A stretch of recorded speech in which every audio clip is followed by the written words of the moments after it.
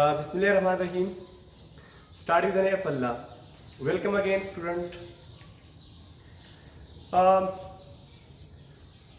आज हम आपकी 9th क्लास की जो हमने पहला चैप्टर शुरू किया था fundamental of chemistry, basics of chemistry, उसमें आज हमारा दूसरा लेक्चर है। तो जिसी तरह मैंने आपको पिछले लेक्चर में बताया था कि आप अपने साथ जो है कापियाँ, आपकी जो नोट्स बुक है वो अपने साथ रखें और नोटबुक के साथ साथ आपके साथ पिन भी होना चाहिए, क्योंकि जो भी पॉइंट मैं यहाँ पर लिखूंगा तो आप उसे नोट करें। Thank you. नाउ स्टार्ट करते हैं फंडामेंटल ऑफ केमिस्ट्री से। तो मैंने यहां तक आपको समझाया था कि fundamental of chemistry, fundamental of chemistry ये टॉपिक हमने शुरू किया था। फंडामेंटल ऑफ केमिस्ट्री में हमने या बेसिक्स ऑफ केमिस्ट्री में हमने केमिस्ट्री का जो डिफिनीशन था वो क्लियर हो गया था। इसमें हमने एक चीज पढ़ी थी, केमिस्ट्री की डिफिनीशन, तो ये तो हो गया था। फिर इसमें हमने जो बेसिक चीज था वो सब्सटेंस शुरू किया था। सब्सटेंस के मुताबिक डिस्कशन हो रही थी। सब्सटेंस को हमने स्टार्ट किया था। तो सब्सटेंस में मैंने आपको क्या बताया था कि बेसिकली सब्सटेंस होती क्या है। मैंने आपको ये बताया था कि मैटर की एक्चुअली आपको मैटर यूनिवर्स में, जो आपका यूनिवर्स है, ये आपको मैटर दो फॉर्म में मिल सकता है। या तो ये मैटर प्रेजेंट होगा मिक्सचर फॉर्म में, और या ये मैटर आपको प्योर फॉर्म में मिल सकता है, जिसको हम सब्सटेंस कहते हैं। अगर आपसे किसी ने पूछा कि सब्सटेंस का मतलब क्या है, तो आप डायरेक्टली बता सकते हो कि जो मैटर होता है वो बेसिकली या तो प्योर फॉर्म में मिल सकता है और या इम्प्योर फॉर्म में मिल सकता है। तो जब भी आपको प्योर फॉर्म में मैटर मिले उसी को सब्सटेंस कहा जाएगा, और जब भी आपको इम्प्योर फॉर्म में कहीं पर मैटर मिलता है तो फिर हम उसे मिक्सचर कहते हैं, क्योंकि ये दोनों में बहुत बेसिक डिफरेंस है, इम्प्योर और प्योर पार्ट ऑफ मैटर। तो सब्सटेंस में मैंने क्या बताया था कि actually substance is defined as the pure part of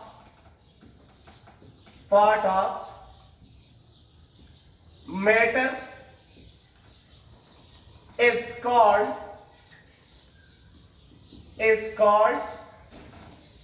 a substance। Matter का जो प्योर फॉर्म होता है उसे हम सब्सटेंस कहते हैं। फिर मैंने आपको ये बताया था कि ये जो सब्सटेंस होते हैं they are basically divided. Substance जो होता है सब्सटेंस, अब ये सब्सटेंस जो है they may be in the form of elements, या तो ये डिवाइड हो गया है एलिमेंट को सब्सटेंस या एलिमेंट होगा, और या जो सब्सटेंस है या वो होगा कंपाउंड के शक्ल में। अब अगर आपको प्योर पार्ट ऑफ मैटर की बात मैंने की कि उसको सब्सटेंस कहा जाता है, तो सब्सटेंस जो बेसिकली है या तो वो एलिमेंट के फॉर्म में होगा, pure part of matter basically is called substance, तो ये प्योर पार्ट या एलिमेंट होगा, और या ये प्योर पार्ट जो है वो कंपाउंड की शक्ल में होगा। अब इसमें हम फर्स्ट पार्ट को डिस्कस करेंगे जो कि बेसिकली है एलिमेंट के मुताबिक। एलिमेंट, पहला लेक्चर सब्सटेंस के मुताबिक जो है element. Now what is mean by element? बेटा हम एलिमेंट को ऐसे डिफाइन करते हैं कि element is a pure substance which can not be further sample, further broken down by any physical और chemical mean. A pure part of matter or a pure substance which cannot broken down into simpler substance। Basically ये basic definition है कि हम इस तरह define करते हैं element को, a pure substance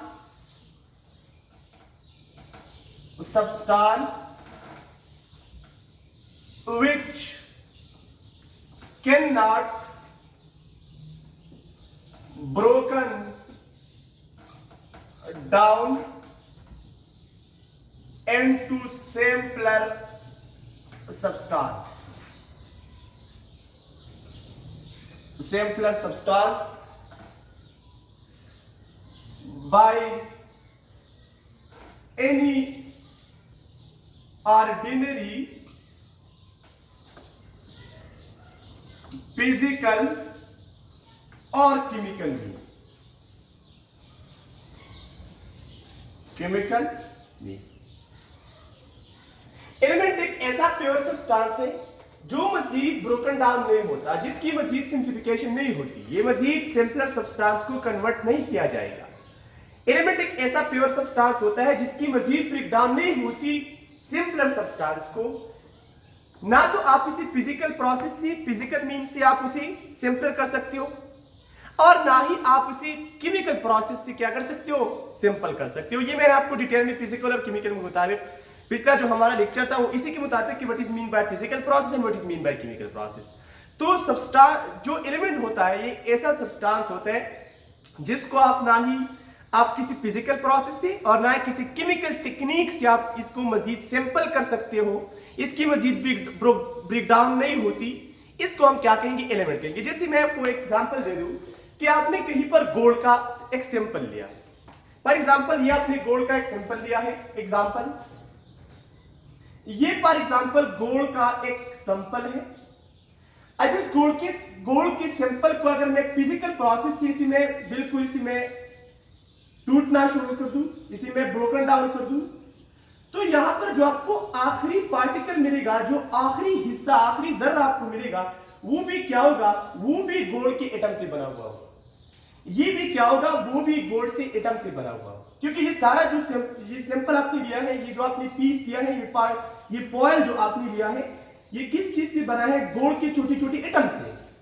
तो अगर मैं इसको मजीद इसकी ब्रोकन इसी में तोड़ू, इसका मैं ब्रोकन डाउन करूं इसे, तो ये मजीद भी अगर आखिरी पार्टिकल तक आपने इसे टूट दिया तो ये भी किससे बना होगा, गोल्ड की एटम से ये बना हुआ होगा। तो ये तो ना आप फिजिकल प्रोसेस सैंपल कर सकते हो। अब ना तो मैं ये अगर गोल्ड एटम है और मैं इसे हीट दे दूं, तो हीट आप देते हो तो कोई केमिकल चेंज होगा, बॉन्ड की ब्रेक डाउन होगी। तो अगर मैं हीट दे दूं गोल्ड की एटम को, तो आखिरी जो हीट से जो छोटी छोटी एटम बनेंगे, जो आखिरी एटम होगा वो भी किस चीज का होगा, वो भी गोल्ड के एटम का होगा। तो ये जो मैं आपको बता रहा हूं, इन दो प्रोसेस से ना तो आप इसको फिजिकल प्रोसेस से मजीद सिंपल कर सकते हो, फिजिकल प्रोसेस, और ना तो आप इसे मजीद केमिकल प्रोसेस से सिंपल कर सकते हो। केमिकल प्रोसेस, ना आप इसे फिजिकल प्रोसेस से सिंपल कर सकते हो, ना इसे केमिकल प्रोसेस से सिंपल कर सकते हो। तो ये जो बात होती है फिजिकल और केमिकल प्रोसेस, ये एलिमेंट के लिए मैंने आपको बताया कि एलिमेंट एक ऐसा प्योर सब्सटेंस होता है जो आप ना किसी फिजिकल प्रोसेस से और ना ही किसी केमिकल प्रोसेस से मजीद सिंपल कर सकते हो। उसको हम क्या नाम देंगे, इसे हम एलिमेंट कहेंगे। अब अगर मैं यहां पर एक और डिफिनेशन करूं एलिमेंट के मुताबिक, तो एलिमेंट को हम इस तरह भी डिफाइन करते हैं कि element is a pure substance, a pure substance which is made of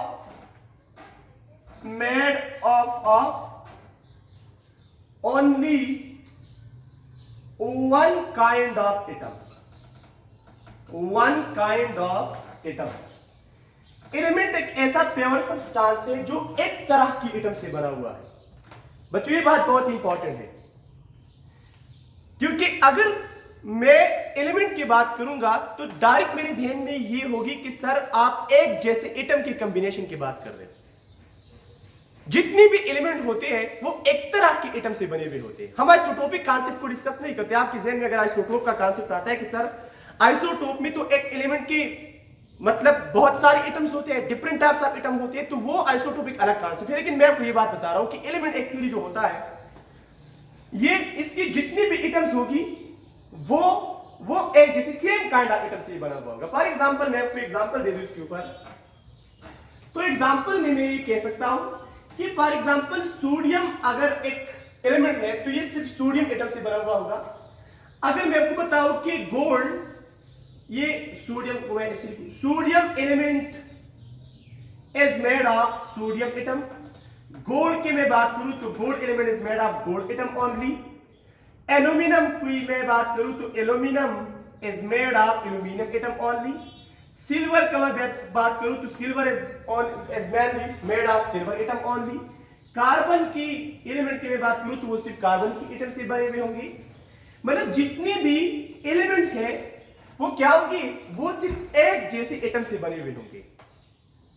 element is a pure substance which is made of only one kind of atom. Universe में जितनी भी एलिमेंट्स है वो आपको प्योर सब्सटेंस की शक्ल में मिलेंगी, लेकिन वो एक जैसे एटम से बने हुए होंगे। और ये है बेसिक डिफिनीशन ऑफ एलिमेंट का। अब यहां पर अगर मैं एलिमेंट के नंबर की बात करूं, एलिमेंट के नंबर की बात करते हैं तो एलिमेंट के जो नंबर होते हैं, आप पूछोगे सर कितने एलिमेंट हैं, तो बेटा अभी तक जो एलिमेंट डिस्कवर हो चुके हैं जो कि आपकी पीरियोडिक टेबल में मौजूद है, तो there are 118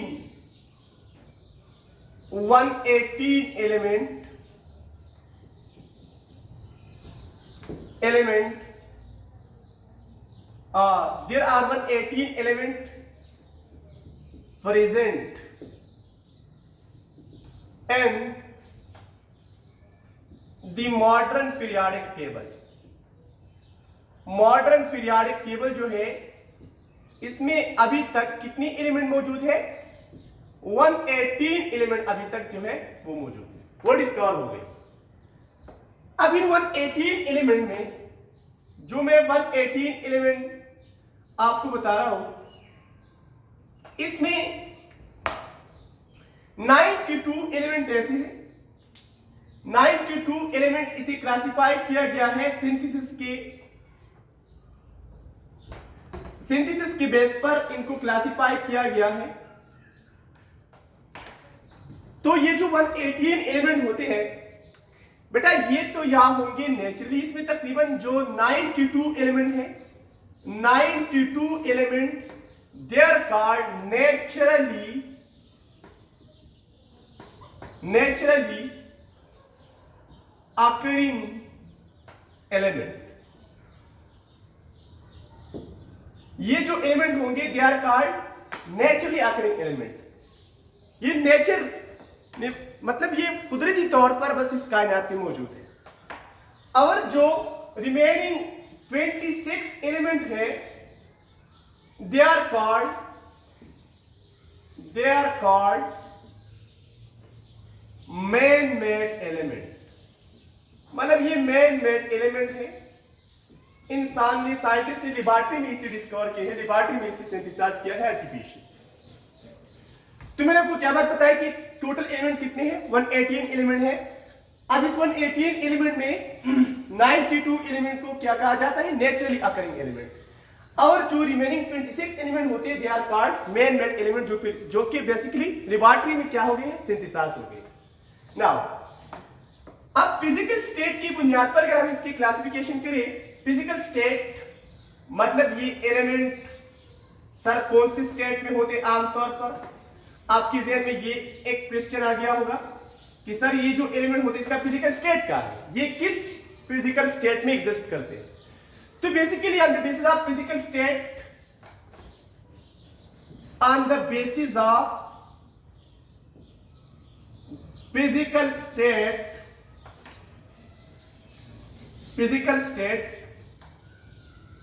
element may be solid, liquid or in gaseous state। Element जो होते हैं या तो वो सॉलिड स्टेट में होंगे या गैसियस स्टेट में होंगे और या ही वो लिक्विड स्टेट में होंगे। तो इमंग 118 एलिमेंट जो होते हैं, इमंग 118 एलिमेंट जो कि आपके साथ टोटल एलिमेंट है, इमंग 118 एलिमेंट, वो इस 118 एलिमेंट में जो आपके साथ 105 एलिमेंट है they are basically solid state. ये कौन सी स्टेट में मौजूद है, सॉलिड स्टेट में। इनके अलावा जो 11 एलिमेंट होती है 11 element among the 11 element are gaseous state। वो कौन सी स्टेट में है? गैसियस स्टेट में। और दो ऐसे एलिमेंट भी है, दो ऐसे एलिमेंट है जो लिक्विड स्टेट में एग्जिस्ट करते हैं, लिक्विड स्टेट में, लेकिन उसका जो बिहेवियर है वो थोड़ा सा यूनिक है। मैं इसे थोड़ा सा एक्सप्लेन करता हूं। इसमें कौन कौन से एलिमेंट? एक होता है मर्क्यूरी Hg, जो आमतौर पर थर्मामीटर में मौजूद होता है, और दूसरा है ब्रोमीन। ब्रोमीन और मर्क्यूरी दो ऐसे एलिमेंट है जिसका अपना स्टेट ही नहीं है, इसका अपना स्टेट कुछ और है। जैसे कि मैं आपको एग्जांपल दे दूं कि आमतौर पर मर्क्यूरी जो है, मर्क्यूरी दे और मेटल, ये मेटल है, मतलब ये सॉलिड स्टेट में होता है, लेकिन ऑर्डिनरी टेम्परेचर पर, ये जो ऑप्टिमम टेम्परेचर होते हैं आमतौर पर 25 डिग्री सी पर, they are exist in liquid state. कौन से स्टेट में एग्जिस्ट करता है? लिक्विड स्टेट में। और दूसरा जो एलिमेंट है ब्रोमीन, तो ब्रोमीन भी एक ऐसा एलिमेंट है जिसका अपना स्टेट कौन सा है? They are gaseous element. ये गैसियस है, इसका अपना स्टेट कौन सा है? गैसियस। लेकिन ये भी at optimum temperature, optimum temperature पर, मतलब 25 डिग्री सी पर, they are exist in liquid state, liquid state. बेटा मैंने आपको क्या बात बताई? मैंने आपको ये बात बताई कि जो एलिमेंट है इनमें 105 जो होते हैं वो सॉलिड स्टेट में है, इस 118 एलिमेंट में 11 एलिमेंट्स ऐसे होते हैं जो कि गैसियस स्टेट में एग्जिस्ट करते हैं, और दो एलिमेंट ऐसे हैं जो कि लिक्विड स्टेट में एग्जिस्ट करते हैं, जिसमें एक होता है मर्क्यूरी और दूसरा होता है ब्रोमीन। अब मैं आपको ये भी बात बताऊं कि यहां पर जो दो एलिमेंट है, इसमें एक मर्क्यूरी और दूसरा ब्रोमीन, इसका अपना स्टेट ये नहीं है, इसका अपना स्टेट जो है वो कुछ और है, इसका अपना स्टेट लिक्विड स्टेट नहीं है। मर्क्यूरी का अपना स्टेट जो है वो मेटालिक फॉर्म में होता है, सॉलिड स्टेट में होता है, लेकिन आम टेम्परेचर पर जो 25 डिग्री से होती है उस पर ये एग्जिस्ट करता है लिक्विड स्टेट में। इसकी अलग प्रॉपर्टीज होंगी, इंशाल्लाह आपको फिजिकल स्टेट ऑफ मैटर में इसके मुताबिक में बताऊंगा। ये जो ब्रोमीन आपको दिखाई दे रहे हैं, तो basically bromine are in gaseous state, इसका अपना स्टेट कौन सा है? गैसियस स्टेट है। लेकिन जो ऑर्डिनरी टेम्परेचर होता है, जो कि मतलब जो ऑप्टिमम टेम्परेचर होता है, इस पर ये ब्रोमीन एग्जिस्ट करता है कौन से स्टेट में? ये एग्जिस्ट करता है लिक्विड स्टेट में। तो ये आपके पास, ये मैंने आपको बात बताई। एलिमेंट की थोड़ी बहुत क्लासिफिकेशन मैंने आपको यहां पर की कि एलिमेंट बेसिकली कितने नंबर होते हैं? 118 एलिमेंट्स होते हैं। नाउ नेक्स्ट इज एलिमेंट की प्रॉपर्टीज की बुनियाद पर, on the basis of properties, ये भी एक इंपॉर्टेंट क्लासिफिकेशन है बेटा कि जो प्रॉपर्टीज होती है, प्रॉपर्टीज और कैरेक्टरिस्टिक में मैंने आपको पिछले लेक्चर में डिफरेंस भी किया था। Basically on the basis of properties, ये फिजिकल स्टेट हो गया। On the basis of properties, properties की बुनियाद पर, on the basis of properties, element क्या होंगे? On the basis of, on the basis of properties, element may be metals, element या metals होंगे, नॉन मेटल्स एंड मेटलाइट्स। बेटा ये बहुत इंपॉर्टेंट चीज है जो मैं आपको डिस्कस कर रहा हूं कि प्रॉपर्टीज की बुनियाद पर आप जितनी भी 118 एलिमेंट आपको पीरियोडिक टेबल में नजर आएंगे, तो प्रॉपर्टीज की बुनियाद पर ये एलिमेंट या आपको मेटालिक फॉर्म में मिल सकते हैं। इनका नेचर जो होगा या तो वो मेटालिक नेचर होगा, या वो नॉन मेटालिक नेचर होगा, और या ही ये मेटलाइट्स होंगे। बेटा मेटल और नॉन मेटल और मेटलाइट के ऊपर हम डिटेल में भी इंशाल्लाह मैं फिर आपको बता रहा हूं कि जो आपका चैप्टर नंबर 5 उसमें, लेकिन यहां पर मैं थोड़ा सा आपको एक्सप्लेन करता हूं कि जो आपके साथ एलिमेंट है, फॉर एग्जांपल मैं आपको बताऊं कि सोडियम है, सोडियम या इसके साथ एल्यूमिनियम, एल्यूमिनियम, या इसके साथ जो आपका सिल्वर है, या सिल्वर के साथ साथ में कॉपर की बात करूं, कॉपर, या मैं आयरन की बात करूं, आयरन। तो ये जितनी भी एलिमेंट्स है दे आर कॉल्ड मेटल्स। ये क्या होती है? मेटल्स होते हैं। अब मेटल की प्रॉपर्टी क्या होती है basically? What is mean by metal? Metal are those substances which can conduct electricity and heat. Mean metals are good conductor of heat and electricity. सबसे बेसिक डिफिनेशन ये है। क्या आप मेटल को किस तरह पहचानोगे? जिस सब्सटेंस से भी इलेक्ट्रिसिटी और हीट पास होता है वो इलेक्ट्रिसिटी और हीट को कंडक्ट कर सकता है, तो उसे हम मेटल का नाम देते हैं। और ये इलेक्ट्रिसिटी और हीट को क्यों कंडक्ट करता है? क्योंकि इसके अंदर मौजूद होते हैं फ्री इलेक्ट्रॉन, जिसे mobile electron. Basically there is electron present which is called free electron और मोबाइल इलेक्ट्रॉन, जिसे मोबाइल इलेक्ट्रॉन का नाम दिया जाता है, जो मेटल के अंदर मौजूद होता है। इसी की वजह से वो हीट और जो इलेक्ट्रिसिटी है उसको कंडक्ट कर सकता है। अब नॉन मेटल्स क्या होते हैं?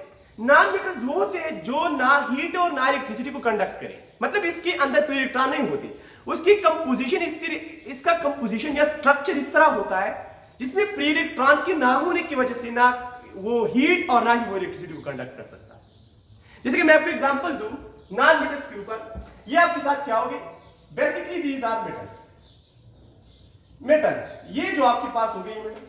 अब मैं अगर नॉन मेटल के ऊपर बात करूं, नॉन मेटल्स, तो नॉन मेटल में आमतौर पर कौन कौन से एलिमेंट आते हैं? जैसे कि मैं आपको बताऊं ऑक्सीजन, ऑक्सीजन, या मैं आपको बात बताऊं हाइड्रोजन, हाइड्रोजन, या मैं आपको एग्जांपल दूं जो कार्बन का इलेक्ट्रॉनिक फॉर्म होता है, कार्बन जब डायमंड की फॉर्म में हो तब भी वो इलेक्ट्रिसिटी कंडक्ट नहीं कर सकता। या मैं आपको बात बताऊं कि जो आपके पास आयोडीन होता है, दे आर नॉन मेटल, सारे फॉर्म में है लेकिन नॉन मेटल से। तो ये जो मैं आपको बता रहा हूं कि जितनी भी गैसियस एलिमेंट आमतौर पर होते हैं, या जो मैं आपको बताऊं कि जो ब्रोमीन होता है, ब्रोमीन, ब्रोमीन, दे आर, या मैं आपको बताऊं कि फ्लोरीन जो होता है, these are called non metals. ये कौन से? ये नॉन मेटल है, मतलब ना तो इससे इलेक्ट्रिसिटी और ना ही इससे हीट कंडक्ट होगी। हाँ, कुछ लोग कहते हैं कि सर अगर इसके हम सोल्यूशन बनाए तो सोल्यूशन फॉर्म में फिर पॉसिबिलिटी है कि जो नॉन मेटल है अगर उसने कई पर उसने आयोनिक कंपाउंड बनाया है और आप इसे डिसॉल्व करो वाटर में इलेक्ट्रोलाइटिक सोल्यूशन से, फिर इलेक्ट्रिसिटी जो है वो कंडक्ट हो सकती है, वो अलग बात है। इंशाल्लाह जो आपका इलेक्ट्रोकेमिस्ट्री है वहां पर हम इसे डिस्कस करेंगे। लेकिन बेसिकली होता क्या है कि जो नॉन मेटल्स होते हैं दे आर पुअर कंडक्टर और they are not conduct heat and electricity basically. और एक और बात मैंने आपको बताया जो कि बेसिकली मेटलाइट्स के ऊपर के मेटलाइट्स। तो मेटलाइट्स कौन से होते हैं? मेटलाइट्स जिसमें दोनों प्रॉपर्टीज मौजूद होते हैं, मेटल्स और नॉन मेटल की। Mean they can show the property of metals and they are also show the property of non-metals, therefore they are called metallites। आपसे किसी ने पूछा भाई ये मेटलाइट्स क्या होते हैं, तो आप उसे आसानी से बता सकते हो कि वो एलिमेंट जो मेटल्स और नॉन मेटल की दोनों की प्रॉपर्टी को शो करे। जैसे कि मैं आपको एग्जांपल दूं यहां पर कि आपके पास जर्मेनियम है या आपके पास सिलिकॉन है, तो ये ऐसे एलिमेंट होते हैं जो कि आमतौर पर मेटल और नॉन मेटल की प्रॉपर्टी दोनों शो करते हैं, therefore they are called metallites। तो ये फिजिकल स्टेट की बुनियाद पर आपके साथ एलिमेंट की क्लासिफिकेशन होगी कि एलिमेंट या तो मेटल्स होंगे या जो है एलिमेंट नॉन मेटल्स होंगी, और या जो एलिमेंट होंगे वो क्या होंगे? मेटलाइट्स होंगे। तो बेटा ये एलिमेंट की मुतालिक हमने थोड़ी बहुत डिस्कशन की कि बेसिकली एलिमेंट्स जो होते हैं या तो वो मेटल्स होंगे या नॉन मेटल्स होंगे और या क्या होंगे? मेटलाइट्स। Now thank you very much for listening. इंशाल्लाह नेक्स्ट क्लास में हम ग्राफिकल रिप्रेजेंटेशन और सिंबॉलिक रिप्रेजेंटेशन ऑफ एलिमेंट के मुताबिक बात करेंगे कि एलिमेंट को जो साइंटिस्ट था बर्जीलियस, उसने पहली मर्तबा एक सिस्टम प्रपोज किया था और वो सिस्टम ये था कि हम एलिमेंट को कैसे रिप्रेजेंट करेंगे, क्योंकि रिप्रेजेंटेशन ही एक पहचान होती है एक चीज की। अगर आप किसी चीज को किसी अच्छे तरीके से रिप्रेजेंट करोगे तो लोगों को वो आसानी से समझ में आ जाएगा। तो element are basically represented and symbol. हम ये बात आप इंशाल्लाह डिस्कस करेंगे कि elements are represented and symbol, and what is mean by symbol? The shortest form of an element is called symbol। और ये जो सिस्टम था symbolic representation ऑफ एलिमेंट का, ये फर्स्ट ऑफ ऑल किसने रिप्रेजेंट किया था? ये बर्जीलिस ने रिप्रेजेंट किया था। तो बेटा अपना ख्याल रख के अपना जो स्टडी है वो कंटिन्यू रख के घर में बैठे, क्योंकि आपको पता है कि आजकल हालात बहुत ख़राब है। मैं जो आपको ये लेक्चर दे रहा हूँ ये इसलिए दे रहा हूँ कि उन बच्चों को जो घर में मतलब मौजूद है और उनकी स्टडी इफेक्ट हो रही है, तो मैं ये कोशिश करूंगा कि उनका स्टडी इफेक्ट ना हो जाए और मैं इनके लिए कुछ ना कुछ जो है वो तैयार करूं। ये हल्का फुल्का लेक्चर है, इस पर आप गुजारा करें, अपनी बुक को भी स्टडी करें, लेकिन जो बेसिक कॉन्सेप्ट है मेरे ख्याल है कि इंशाल्लाह आपको वो यहाँ से क्लियर हो चुका होगा अभी तक जो हमने पढ़ा है एलिमेंट तक। Thank you very much for listening.